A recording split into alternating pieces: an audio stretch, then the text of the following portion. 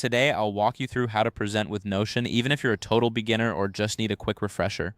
By the end of this guide, you'll know exactly how to create an engaging presentation so you can effectively showcase your projects. Let's get started. First, open your Notion page. This is your canvas where all the magic happens.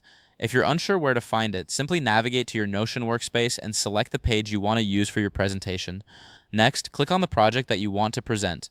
This could be anything from a project update to a detailed report. Selecting the right project is crucial as it sets the stage for your presentation. Now, look at the top right-hand corner of your screen. You'll see three dots. Click on those dots to reveal a menu.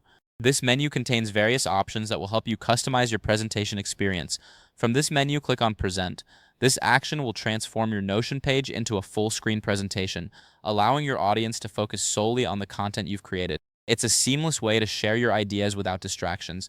If you want to enhance your presentation further, consider zooming in on the page. This can make your content appear larger and more readable, ensuring that your audience can easily follow along. Don't worry if your dashboard looks slightly different. Notion updates frequently and the core functionality remains the same.